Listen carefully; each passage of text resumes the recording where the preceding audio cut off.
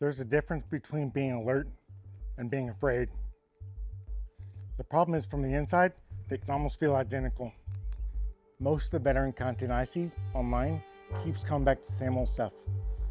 Be dangerous. Stay ready. Don't get comfortable. The world is soft. You're not. And some of that comes back to some good training. But after a while, it all starts sounding like the same sentence, wearing different boots. What nobody really talks about are the things underneath all of it. The ones that don't film very well.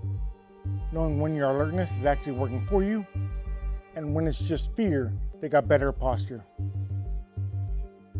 Alert looks outward. Afraid looks outward too, and that's what makes it so hard. Alert notices the exits. Afraid keeps checking them after nothing's changed. Alert clocks the guy moving too fast across the parking lot. Afraid keeps it in your head after he's already gone inside. Alert hears the raised voice to the next table. Afraid decides the whole room is a problem before anyone has done anything. And maybe it started somewhere that made sense, right? A deployment, a house, a job, a night that didn't go the way they were supposed to. At some point, your body decides that being surprised was too expensive, so it stopped allowing it.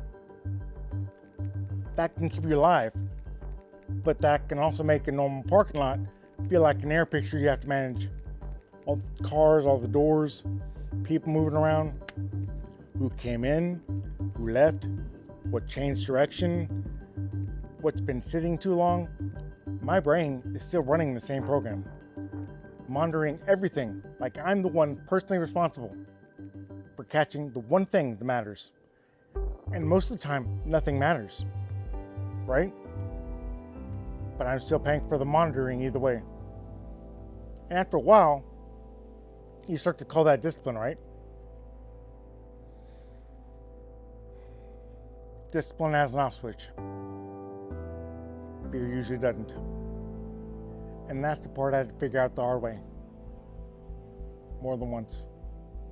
There's a cost to not knowing the difference. You stop sitting with your back to a room, then you stop going to certain rooms, then you stop being relaxed around people who never did anything. Then every quiet moment starts feeling like a setup. And that's the thing, nobody can see it from the outside, because from the outside, you just look calm. You look serious. You're hard to read, you know? But inside, you've been running math all day. Who came in? Who left? Where their hands are? Which car's been parked too long? Which sound doesn't belong? And most of the time, like I said, nothing happens. But your body keeps the bill anyway. There's a moment I've started trying to catch. Not fix, but catch. The moment right after I notice something, before I turn it into something else. Like a person at a distance, a dog walk across the street, a truck door closing harder than it should have. That little half second where the old system wakes up and says, track this. Sometimes it's right. Most of the time it's just tired. Alert asks, what's happening? Afraid answers the question before it's even asked. And I think that's the line. It's not clean, it's not always obvious, but it's close enough to start saying it. Alert can take in new information.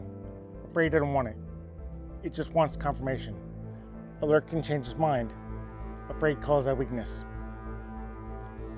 Alert protects your life. Afraid drinks it. Now, I'm not saying to turn it off. That's not how it works.